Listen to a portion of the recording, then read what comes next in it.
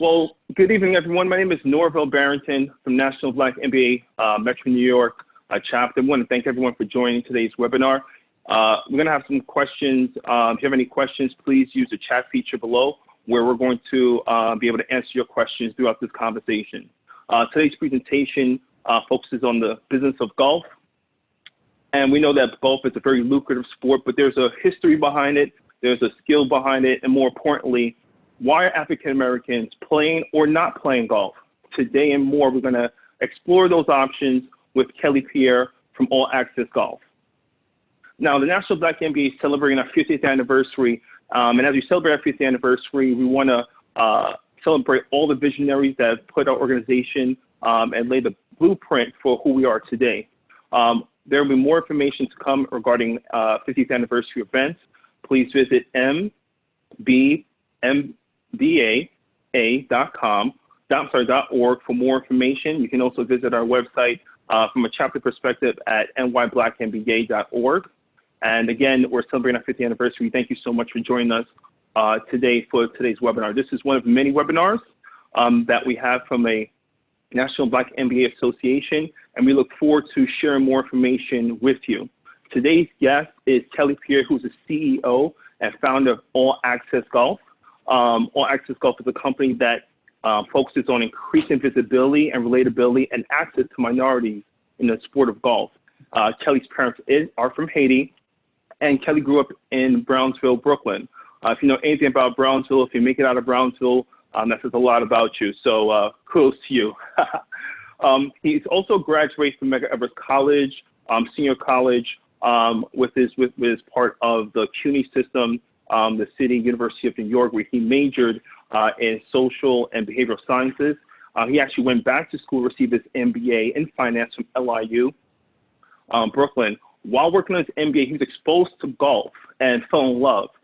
He was taught by Buddy Cooper while learning the golf at Marine Park course, which is in Brooklyn, New York. He started rangering at the Marine Park in Brooklyn, where he learned firsthand about the golf industry. In 2018, and this is key, in 2018, he legally started All Access Golf, where he's been working with schools, community centers, golf courses to increase participation in the game. He currently works as for a major brokerage firm and is an active member of the National Association of Black Accountants, and is a part of our organization, the National Black MBA Association. So I want to welcome Kelley to our conversation today. How are you doing today? Doing well. How you doing? Well. So there's a lot to get into. We're going to go through the history of golf. We're going to go through a virtual golf session as well. For those of you who are interested in golf, we're going to learn some key tips in terms of how to get started. We'll talk about clubs. We'll talk about many things. So let's start with you. So you received your MBA. So now you're finished with grad school. You're in your field. Now you get an opportunity to start focusing on All Access Golf and getting into the golf industry. So walk us through what was going through your mind at that time and how did it evolve to All Access Golf? So what really got me into creating All Access Golf was just the fact that growing up, you know, I either playing basketball or football. I went the football route. So because of that, the exposure to golf wasn't there for me as a kid, right? And once I started to become exposed, I started to learn about the game. I thought to myself, hey, you know, this is a great opportunity. You know, if you know we can get our kids into the game, give them the early exposure, and then from there they can decide what they want to do with it. And the thing with golf is something you could play up until you're 90. So, or even 95 or whatever age, right? Football, you don't have that longevity. You don't have that longevity with basketball as well. I'm 32 currently, and I'm afraid for my knees, right? So understanding the longevity that comes with golf, and also the networking opportunities as well, is something that I really am passionate about, to bring it to, you know, our children, so that they can have not only a option as far as scholarships or being able to play in tournaments is concerned, but also something that they can have to add to their soft skills when they enter into the corporate arena. Now, we understand that golf is a lucrative business. So how big is the golf industry? Golf industry, so basically it's 84 billion per year. So it's a $84 billion industry. There are very different components to the golf industry. So for example, if you're taking care of a golf course, right, there's so many things that you have to factor in, like who's gonna mow the grass, right? Who's gonna at a certain like green speed, or what kind of chemicals are you purchasing for the golf course? What machine are you using to wash off the balls in the range? How many carts are you going to be like distributing out? These are all things that go into just the operation of a golf course. And another aspect is that there are a lot of off course golf experiences as well. So I'm pretty sure a lot of you have been to Top Golf, and Top Golf is still considered to be part of the golf industry. So in terms of actual golfers who play on the course, there's around 24 million, and on the whole, when you include people who do Top Golf or do indoor golfing, it raises the number to around 33. So it's a plethora of different avenues in which the golf industry currently has. So now we look at it from that industry, which is poor in terms of maintenance. You have the aspects of golf. Now, what about the demographic of people who actually play golf? So what is the current demographic of people who actually play golf, and what does that really mean? Can you just walk us through that? So the golf industry is trying to make strides as far as becoming more diverse, but they haven't necessarily reached there yet. So there was an article that was actually published on African American Golfers Digest. It's called "We're Not Golf Ready Yet," right? And it's by James Beatty. So he spoke about the different aspects of the golf industry, and how a small percentage is as far as head pros, as far as people maintaining the golf courses, that when it comes to minorities, it's a very, very small amount. So they are trying to make strides. They have several programs that they're like rolling out, but as far as true diversity, the golf industry hasn't mastered, pun intended, mastered that yet. So yeah. So now we haven't mastered it yet. So how do we actually get there? So when you talk about diversity, it usually brings up conversation, comments or thoughts regarding lack of, and we need to then diverse what's currently there. So when you say that we're not there yet, so are you saying that there's not enough African Americans, there's not enough Asian, Hispanics? So what about that aspect of it, and how does the finance and economic status play a role into that? Oh, all right. So in terms of, so the largest amount of people that you have entering into the game of golf right now is actually people of the Asian persuasion. So a lot of them are, getting into golf. There are a lot of ties as far as even the representation of, Tiger Woods, and the emergence of a lot of LPGA players that are, Korean or, basically, from Asia. That's where you see the largest amount of growth. Now, as far as financially, I would say for myself, I actually picked up golf when I was like the most financially strapped I've ever been in my life. And the way I got into it was I started volunteering. And the way that, I started volunteering, because part of the reason why is because I had golf clubs, right? But then when my old coach at the time, Buddy Cooper, he said, "You're here so much, why don't you volunteer?" And then I was like, okay, you know what, I'll do that. So I started rangering, and then through rangering, that's how I was able to play, because rangers get to play for free. It depends on the course that you go to. So that's ways in which you can start to curb costs. Even though when you start playing tournaments, that's when it can really become expensive. So let's stay there for a moment. So when we're talking about sports, you have baseball, football, basketball. Let's say baseball, you just need a basketball and maybe a crate or a hoop. You have football, you need a football, and you pretty much just need some space. When you look at, that's football. When you look at baseball, when you look at basketball, you need a crate and a hoop. When you look at baseball, you need a field or you need a stick. Hockey, you need a lot of equipment. And, we will definitely get into the business of hockey, and that's coming very, very soon. So when we talk about golf, what type of investment financially would a person need to actually get ready to play golf? Whether that includes golf clubs, whether that includes access to a golf course, whether it be the way they're presenting themselves in terms of the way they look. What is that financial investment? Oh, okay. Even in terms of training. Okay, all right. So there are a lot of ways in which you can learn.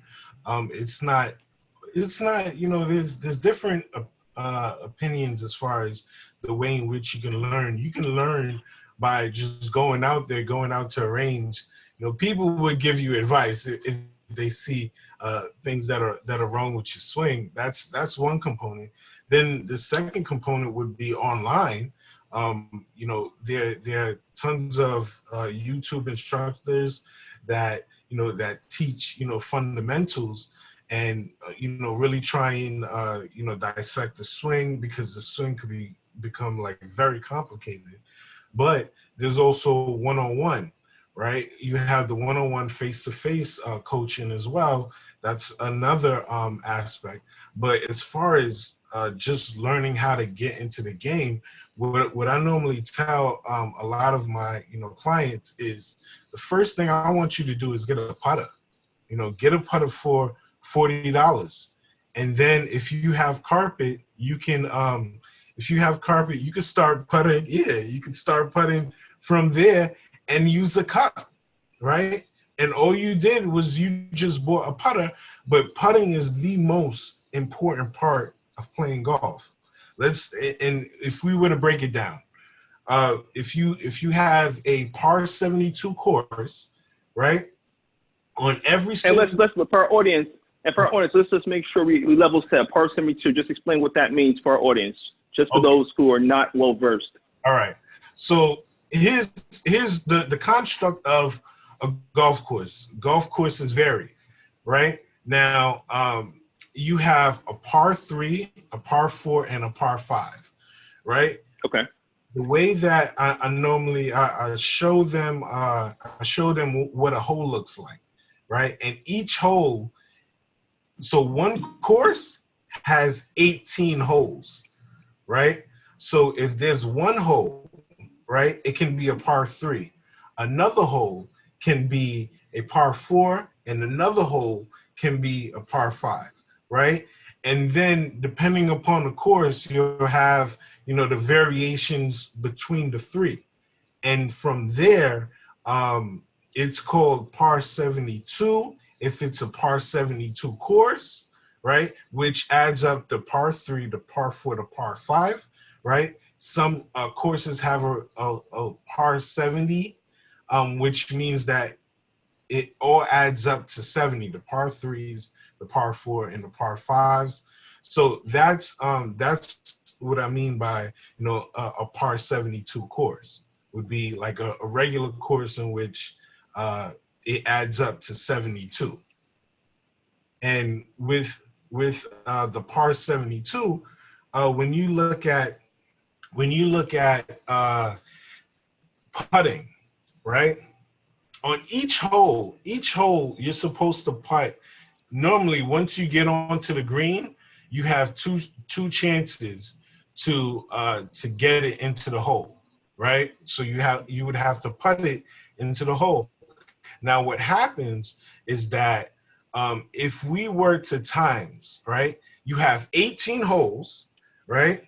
And on each of the hole, you have two chances to get it into the hole, right? So that would be 18 times 2, since each hole has two chances, that would be 36, right? Now, 36 is half of 72, right? So by putting, you can knock off 50% of your game, not necessarily knock off, but you can improve 50% of your game by learning how to putt.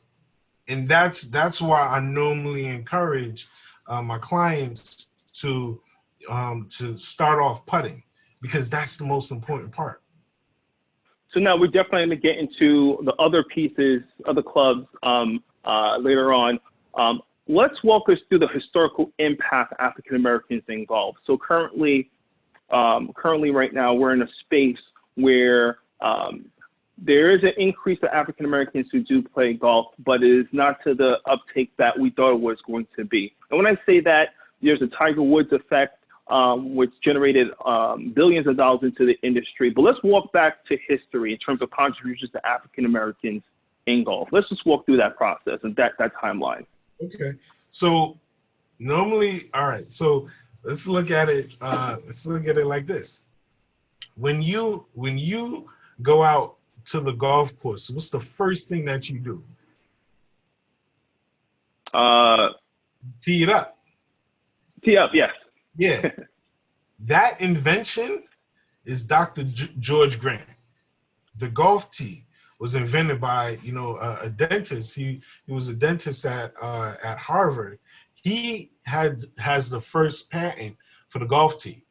And just right there, you're starting off with the tee, and that's a black inventor. Like, that's, for me, that was a done deal. But then learning more history, we're talking about, let's say, for example, Shady Rest Golf Club, which was the first golf club that was owned by African Americans, right? Then you have the pro who was at Shady Rest, right? Was actually the first golf professional to play in the U.S. Open, right? So not only is it African American history, it's golf history, period, right? And then you have Charlie Sifflett. So during the time, there was a PGA clause, right? And I strongly feel that the PGA clause is what is a huge detriment to African Americans playing golf currently right now, because of the fact that, so from 1934 to 1961, right? The PGA had a clause that said that the sport of golf is primarily for the Caucasian white male, right? They would be able to have membership in the PGA of America, or be able to play in like tournaments, right? So this clause, right, was if it excluded a lot of African Americans who were playing golf at the time, right? We did start a league, which was the United Golfers Association, and from that we would do tournaments, but it wasn't as heavily funded as the PGA was. And the thing is that there were a lot of great players that came out of the UGA. Like, you have James Black. He has recorded 34 holes in ones, right? Okay. understand how great that is.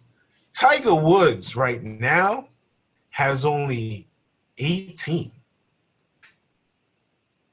So this guy was like, he was no joke, and 12 of them came in tournaments, right? So understanding like the impact and the many great players that that just African Americans, like how we are, right? It's like there's just so much history, and knowing and like being able to understand that, like I didn't learn that until I started playing the game, right? And it's for me it's like it's beautiful, because that's where I get my sense of belonging when I look at those who came before me. So yeah. So when we talk about sense of belonging, let's just shift now to the professional realm. So in most cases, playing golf is essential in order to improve your networking, and really be part of what people call the old boys club. So talk about the importance of learning how to play golf, and what does it mean for African Americans today in terms of playing golf and the access it may be able to give or propel The careers. Okay, so I'll give you like several examples. I've met so many people just by playing golf, right? I went to a tournament. There was in the group behind me, there was Katrina Adams, and she was Okay. she was the past president for the United States Tennis Association. I met Roland Martin, the newscaster, right? I've met so many different people. Like I've gone to events, right? Of golf only events. These are CEOs, have at least 4 million when it comes to their gross, right, within their companies. And I'm just like, I'm only here because I know the guy like, who runs the organization, and like we play golf together. So this is like these are some of the opportunities that you get and the people you get to meet just by playing the game. So we're going to get more into the professional aspects of golf.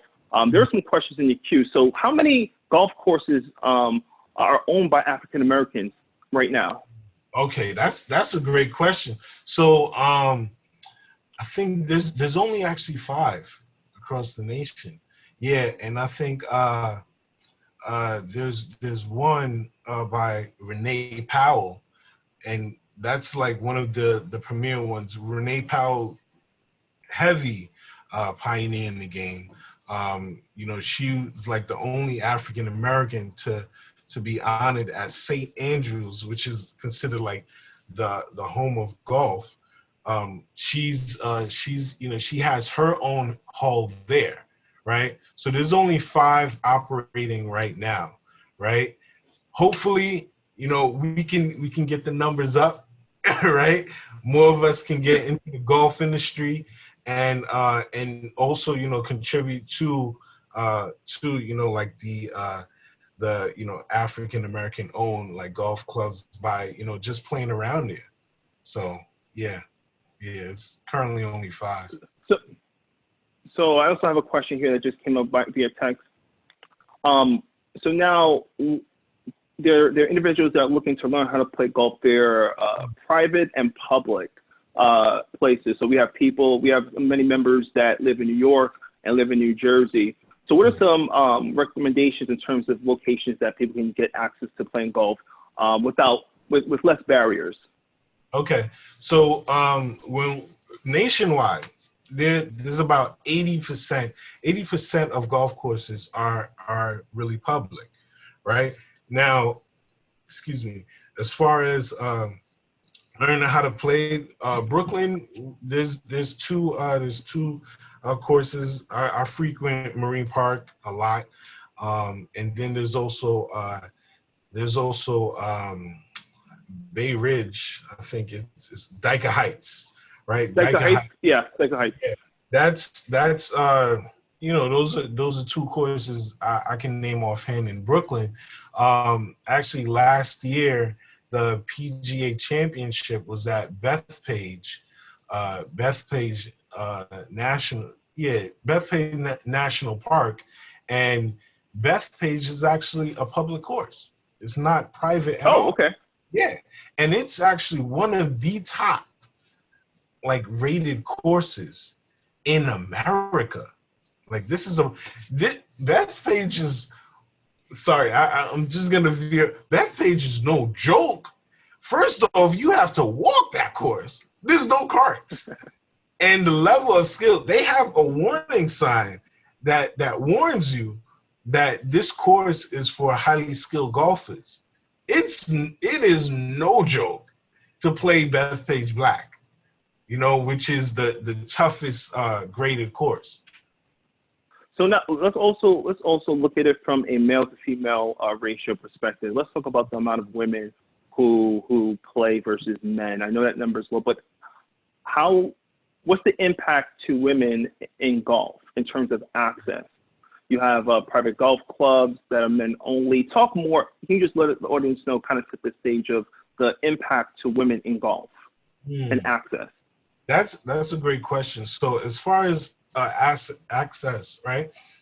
Um, there is also initiatives within major like golf corporations, USGA, PGA, to grow it amongst women, right? You know, I'm all for that, right? But I specifically want black women to take up the game, right? Because that's my demographic, right? And the thing is that women are starting to really get into the game. They have a lot of lady clubs that are forming as well, within certain golf courses, just to create that that welcoming environment, because it's similar to being at a gym, right? You know, Okay. um, like normally, like how women would feel, within the gym, they can feel the same way, at a golf course, right? So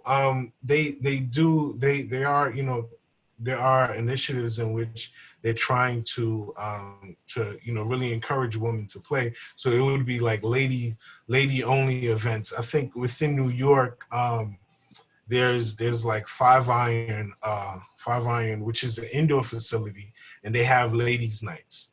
So those are current initiatives, to really encourage women to play. And might I add, actually, uh, there was a woman by the name of Anne Gregory, right? She didn't pick up a golf club until she was in her 30s, right? And she played in the United Golfers Association, right? And she won like over 300 tournaments, like over Wow. 300. Yeah, she was called the queen of Negro golf. Yeah, and if you guys were to Google her, right, Anne Gregory, you would see photos of her and how many trophies like she has. Like it was like Jordan-esque. So yeah, so definitely women are welcome to play golf as well. So before we get to the next phase of our conversation, please feel free. If you have any questions in the chat, please feel free to use our chat feature. We want to be able to answer your questions.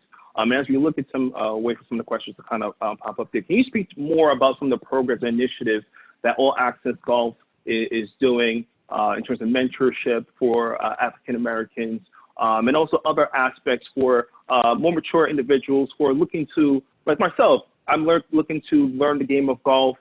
What other initiatives that are out there that we can get exposed to as we, learn this new sport that's available to us?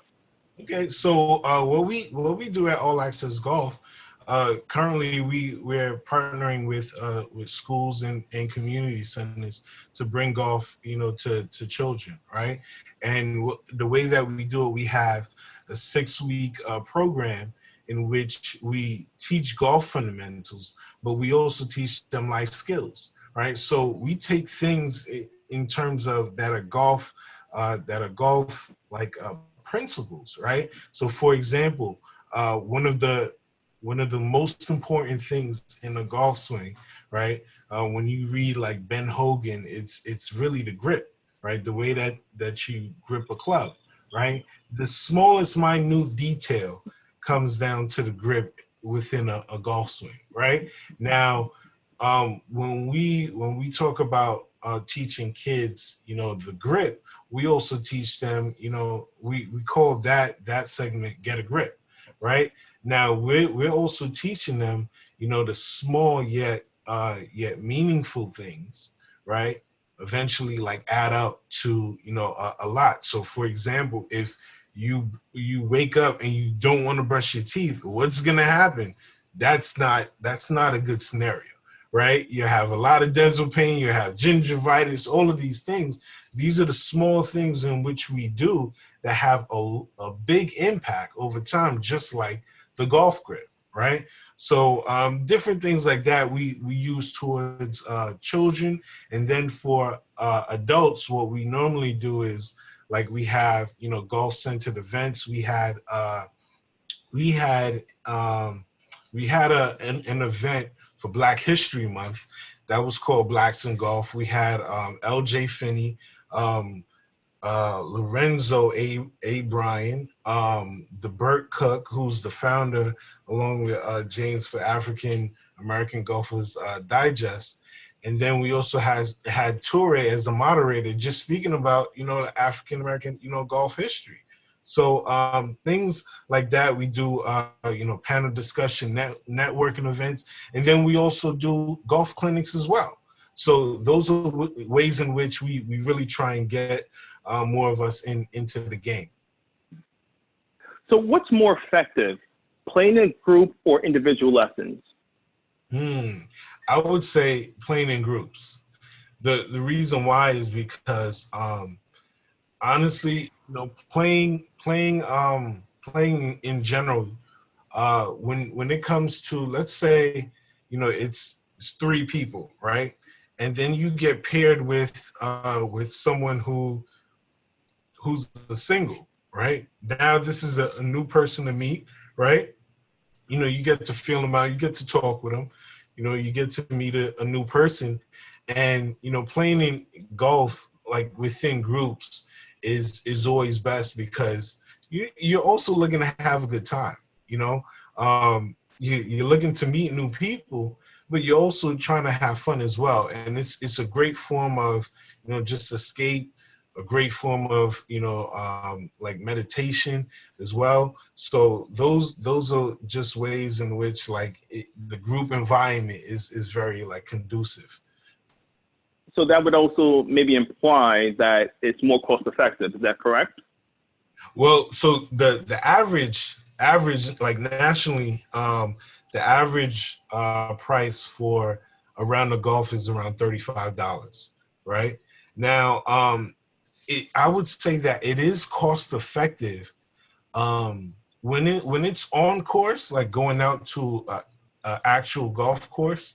It's it's the same amount for everyone, but indoor golf is normally the same like rate. So let's say if 4 of us, we get together and we go to a indoor facility, right? And they charge $70 per hour, right?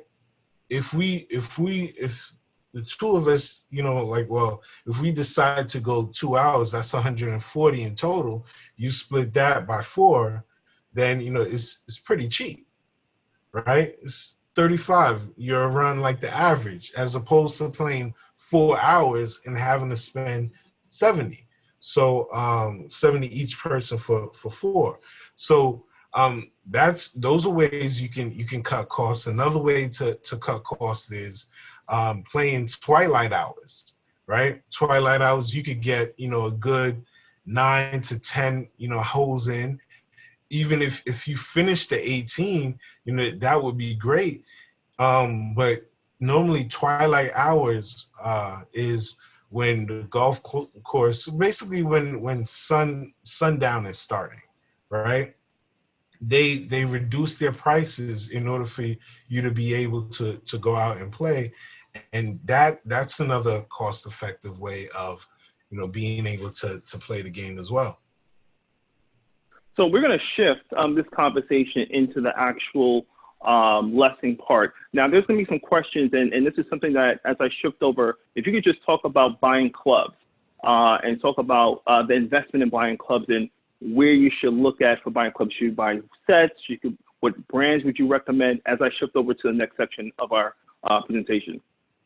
So as far as if you're starting out, I would say you could get a set for around $100 to like $220, right? Just get a beginner set, right? If that's too much, like I would say start off with the putter. The putter is, that's where the magic is, right? Now, and putters normally go for 40, 45. They start off around that range. You could get a beginner set just to start off with, because here's the thing with the beginner set, right? You're still learning your swing in general, right? Now you want to be able to learn how to first hit the ball, right? Don't go out and buy a set that costs $5,000. It makes no sense, because what's going to happen is, as you develop as a player, you're going to start to be more aware of all of the like details that go within your personal swing, right? And with a beginner club, the woods you'll probably end up breaking, because they tend to be graphite shafts, but the iron set would still be good, the putter would still be good, and chances are, like, you're getting a set with a bag, right? So you'll still have clubs in which you can manage, and honestly, you'll be working your way up from the putter. So right. That's the most best way to really get in. So let's walk through the parts of what comes in maybe in a golf set and what you should be looking for. Okay. All right. So yeah, putter. That's the money club, right? That's the money club. And then what you'll have is an iron set, right? Now the iron set, they tend to have metal all around, right? And he's pulling it out, right? So you can see that a lot of iron sets, they tend to have like sort of like a hole behind it, right? That's called like a cavity back. And then the professionals, they have like a solid, they have like a solid club head, right? And then there's like the hybrids, right? Which is considered like a blend between like a wooden and an iron. But the hybrids, they tend to have a more like curved back, right?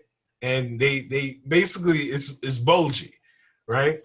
They have longer distances, and so the way that the clubs kind of work is that you'll see that the numbers start to go down. So the difference between a 6-iron and the 9-iron is that the 6-iron actually goes farther.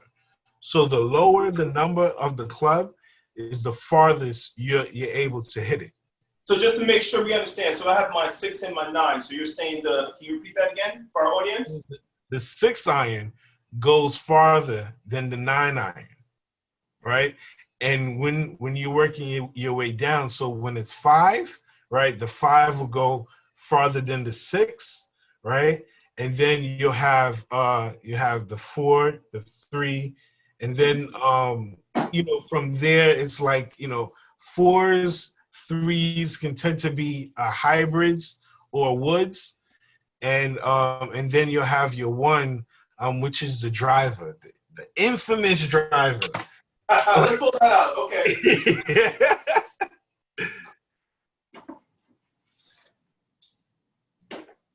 So here's the thing, right?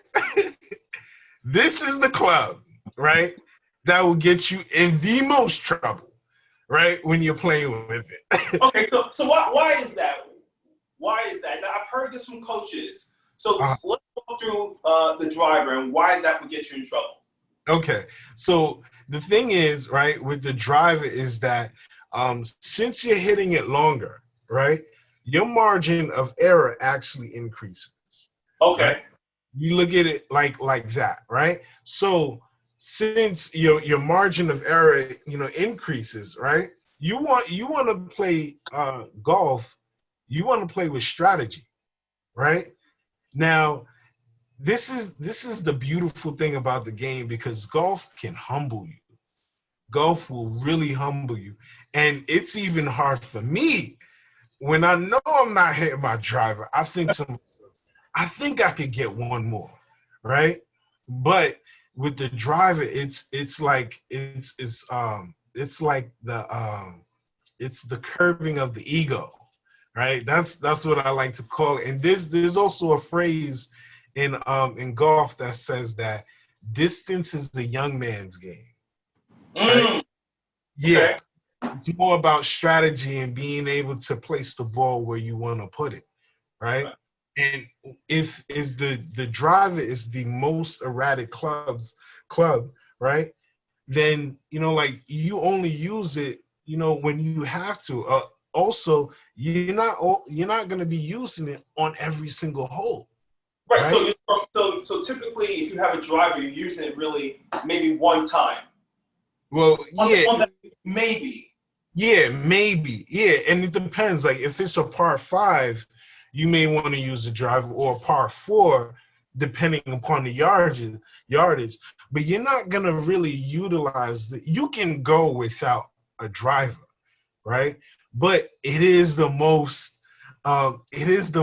like appealing club. And another thing, what I find, right, is that and we like discussed about just like the game, as far as getting it, women into it, right? Women are the best, like, students. And no, but they're the best in everything. Women are the best in everything. Right. Put that out there. Yeah. All the women for tuning in tonight. Really appreciate it. Definitely shout out to the women, because the thing is, like, I've coached, guys, and they're like, I just want to hit it, like, and they're so concentrated on, hitting it far. But then the thing is, can you make it into the cup? And they struggle with that, right? That's why they say distance is a young man's game. It's more about strategy. So now, when you talk about getting into the cup, let's go to the club that is used the most, which is our putter. Right. Okay. Right. So now, I'm a beginner. Mm-hmm. Never played before. I think this is a baseball. I think I'm bringing it this way. So let's start here. So how should I be holding the club? Am I swinging it like a baseball? Well, no. Okay. So here's what happens, right? Now we'll take since you're a righty, right? Yes, I am. That what's gonna happen is that your right hand is actually gonna be here. So what we're gonna do, we're gonna look at our hand, right? Okay. And then we're gonna split, like the shaft of the club will come down in between. So about here. Yeah, so right here. So okay. So now what we do is we get the club here, right in the middle on the bottom, and then we'll wrap our fingers around, right? And what I like to, say with the kids is, what this forms, like, you'll have your thumb and your index finger pointed out, right? Okay. And it looks sort of like a laser, right? Now, what happens is you can take your pinky, right? And then you could place it right in between, right? And then you open up your hands, right? And wrap it around the club. And then what will happen is your thumb, your left hand, will be pointed down. And then you could put your thumb also pointed down, your right hand thumb pointed down as well, right? Okay. Now, the different like variations as far as a putting grip, right? Some people like to put their index finger up, right? Okay. There are different types. Some people like to overlap the pinky, right? But normally I do the interlock grip because with beginners, you know, they're more prone to going like this, just holding it like a baseball. So we try and keep it together, and then from there, like any variation that they want to do, they can do. Now then, what will happen is when you're lining up to putt, you can have the putter go off of like where the ball is, right? You can either go, you can either split the difference, right? Or you could go off of your front foot, which would be your left foot. So am I using my shoulders, my legs? What would you recommend for everyone that's on this call? All right. So as far as the what you'll be utilizing most, right, is your shoulders, right? Okay. So what we do is we go like this, right? And it's like you're rocking a baby, right? Just go like this, right? And that's really the putting stroke. Right? So it's not my wrist, it's my shoulders. Yeah, it's Okay. all shoulders. Yeah, because the wrist, you know, is not as stable as the shoulders. Think of it like a pendulum, right? Your body forms a pendulum, and what happens is that within your range of the swing, right? Normally, I would suggest if these are your feet, you try and stay right in between so that the range of motion is limited, right? And then all you have to do is just utilize your shoulders. So now this is to win the Masters. So now what am I doing with my legs? Yeah. So from your waist down, right? You Right. keep it still. And what about my chest? Your chest, yeah. So you can come out. You have a good posture, like so far, right? And then all you have to do is just rock your shoulders, follow through, and you got it. Oh, missed. We could blame that on the break on the floor, you know. So now, in terms of time and preparation, Mhm. you mentioned that it's important to kind of focus on your putters. So if I had to look at it in percentage, you know your numbers. You know, you've been a member here of National Black MBA. So let's look at it from percentage aspect. So how much time should I be investing into putting versus all the other aspects of playing? Putting is where the money. There's another phrase in golf, drive for show, putt for dough, right? Okay. If you can, putting is actually the most easiest to practice indoors while we're going through this, you know, crisis. You know, we can keep on, you know, like just working on our putting stroke, right? This actually another drill I like to do is you take a double D battery and then you roll it straight. That's very hard to do. Let's break it down. Take a double D battery, and what you're gonna do with it? So you'll act as if the double D battery is the golf ball, right? And what you want to do is just have the battery roll straight. But that's very hard. So you would have to get the impact square on the battery in order for it to roll. So if it deviates in any kind of way, what's gonna happen is that the battery will tell you. A great. So now golf is an individual play sport, and everyone has the same conditions. So let's walk through what that means for people who play golf in terms of the mental agility that's needed, what you teach your kids, and how it can help us as we look at golf as a metaphor for life. All right. So they say that the most important shot in golf is the next one, right?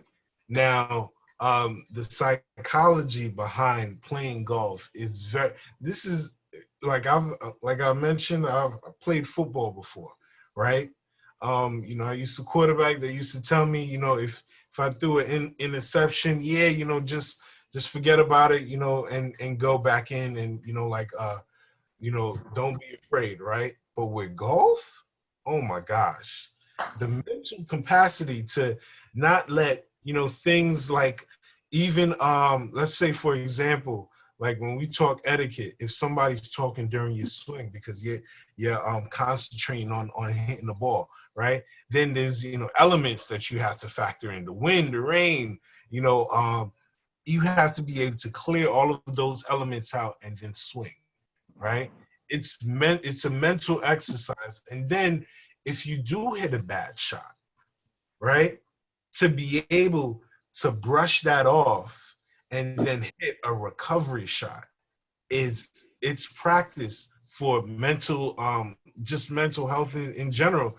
Like, I'm afraid of the dentist, and like and I'm telling no lies here, right? That whenever I know the drill is about to go into my mouth, I think work basically it's like clear your mind, right, and think of your golf swing, because the mind frame that you have to get into when you're about to hit a shot is like, okay, cool, now I'm relaxed, and then they could go into my mouth. But being able to switch your brain on and off is a great practice that I've learned from just playing golf. Ian, what is your opinion on custom clubs? I would say you only get custom clubs when you have a swing developed. That's after you know, like, learn how to swing, and you know, that's when you're really getting into like the game. Like, I normally just say you do basic, you know, a beginner set just to start out, and then once you really get to develop your game, that's when you could go into like the custom, you know, area. Because of course, to get fitted, you know, to gap your clubs, you know, that's another expense. But you know, you're looking to play, you definitely just start out with a beginner set, and then you can make your adjustments from there. Someone asks, what's the average acreage of a golf course? Should one own land in which they could convert it to a golf course? That's a great question. Normally you would have around 5,000 to like essentially it adds up when you walk around it. Like, it's like yards. So let's say like 7,500 yards, which, you know, adds up to like around, it's like walking 5 to like 7 miles, depending upon the golf course. So that tends to be like the acreage. You know, every golf course is like structured differently, but it is a lot of land.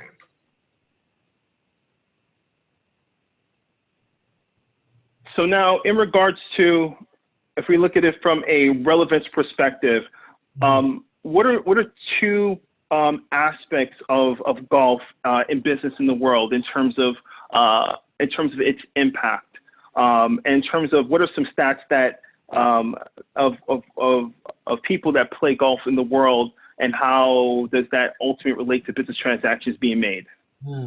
So let's say, for example, like if you work at a company that sponsors golf tournaments, right? FedEx, for example, RSM, that means that it's more ingrained within the company culture, right? Now, as far as just the percentage wise, as far as you said, like executives or executives, yeah. Okay, so a lot of executives do, you know, play golf. So one in particular, Jack Welch, who was the owner of GE, he wouldn't hire somebody until he played golf with them, right? And the reason why is because while you're playing golf, you learn a lot about the person. You're out there for 4 to 5 hours, and this is why even just playing is, you know, a way in self-improvement, and also, you know, building your network. Because what tends to happen is that if you see a golfer throwing their clubs, or the way that they treat, you know, a cart girl, that's not somebody who you would want to do business with, because that means that they're erratic, right? So having the ability to be able to control yourself is another thing in which, you know, you're playing, but you're also being interviewed as well. So that, and then also being aware of certain etiquette, right? When you're on the green, you're not supposed to walk. If the hole is here and the person's ball is here, you're not supposed to walk on their line, right? Because that any step that you take causes the ground to basically go in, and, you know, basically like dent. It causes like little dents, right? So by you walking, or, you know, even having spikes, by you doing that, it can throw off the ball, and then impede them from you know, being able to get into the hole. Being aware of, you know, the etiquette that's involved, that's a huge component. They even say that if you may be a horrible golfer, but if you understand the etiquette, you're fine.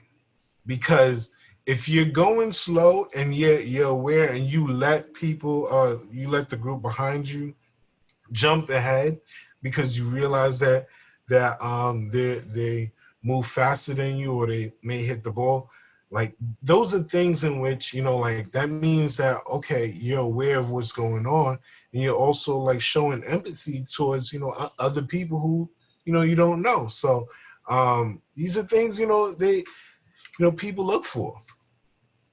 Now, just let our audience know, as a part of our business sports, we've tackled a number of topics from the business of the NFL, the NBA, the USTA, W2A. We have looked at a number of different areas. This is the first time we're actually exploring golf. So this is the beginning of many conversations that we're going to have. Just let our audience know that next week we were able to have someone really talk about the economic impact and supply diversity of golf. James Beatty, who is actually on today's call. So we thank you so much. And we also thank African American Golf Digest for supporting this event. Are there any other questions on the chat line? We want to be able to answer some of your questions tonight, as this is being the beginning of many conversations that we're going to have in regarding to the business of golf. And we're going to thank Sidney Joyner for his comments and his contributions as well, and many other people who have contributed to our chat line as well. As you well know, with technology, we're all adapting, and it's just one way that we can not only connect with each other, but also learn and adapt as we are going through this challenging time. So I thank everyone for your time and your patience. Let's get three final strategies and closing statements. What are 3 reasons why African Americans should play golf, and what should we look for once this pandemic is over? What would you implore individuals to do once this pandemic is over? Okay, so 3 just ways in which reasons why African Americans should play golf. Number 1, because it's very fun, right? Contrary to popular opinion, this will be, I can guarantee that this will be the most challenging game that you have ever played, right? But the thing with the challenge is that you're gonna love it, right? The second would be self-improvement, right? You would learn a lot about yourself playing on a golf course than you would just being within, you know, normal conditions in which, you know, you're used to operating, right? I've grown as a person just by playing golf, because I could say proudly that golf has humbled me, right? And then the third would also be the networking aspect. You meet so many people, business consultants, lawyers, doctors, just a plethora of people, right? And like you share like experiences. Like I've spoken with people who are like in their 80s, playing the game, and it's like I'm able to learn from them. I've gotten like marriage advice on like the golf course, and I'm not even married, right? But these are just environments in which, like you're able to, meet new people and have these, different conversations. So those would be the three things. As far as what to expect, coming up next, actually we're working on, just developing content so that we can make the game just more digestible, because there is a large intimidation factor when it comes to playing the game. And if you guys want to, you can always reach out. Our website is allaccessgolfllc.com, and you could also follow our Instagram at allaccessgolf. So definitely reach out to us. We do have some webinars in which like we're working to really just get people familiar more with the game. And we had some events as well, but because of COVID, we weren't really able to like go full throttle with it. But once things resume, we will be having the kids clinic, in which we have a great partnership with Brooklyn Sports Club. So let me just, before we go, there are some questions I just want to touch on here. Can you just briefly just touch on the handicaps? What does that really mean in golf? Okay, so handicap. All right, so basically, the lower the number, the higher the skill, right? And you can register for a handicap using the USGA website. So anytime that you play, you plug in your score, and then it automatically calculates what your handicap is, right? I think it's about $40 to $45 to register with the USGA in order to be within the handicapping system. But handicappings, they do vary depending upon the hole that you play, depending upon the course that you play. It could get crazy, but that's something that's like normally a form of kind of it's like if you're in the office and then they find out that that you play golf, the second question that they'll ask is, what's your handicap?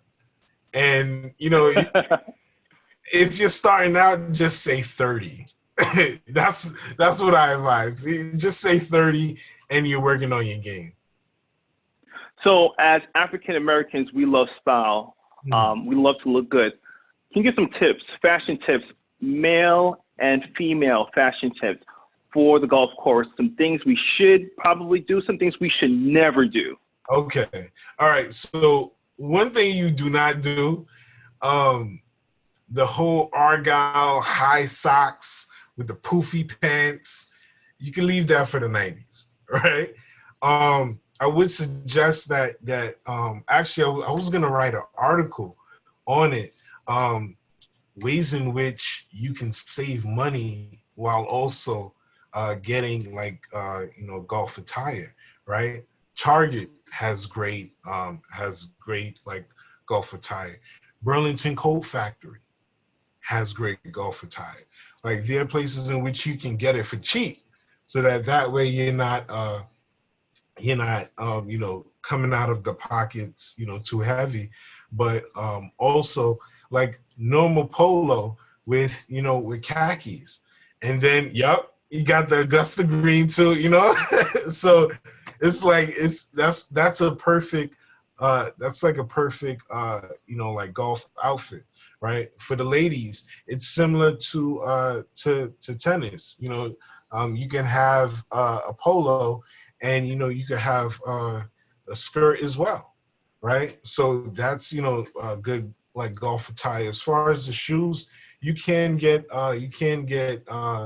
cleats, but you can also do any kind of shoes that would give you traction, because if it rains and your sneakers are flat, that's not going to be a good thing, because you will be sliding when you're swinging. Good. Any more questions on the chat? I just want to make sure we give opportunity for our guests to ask any questions.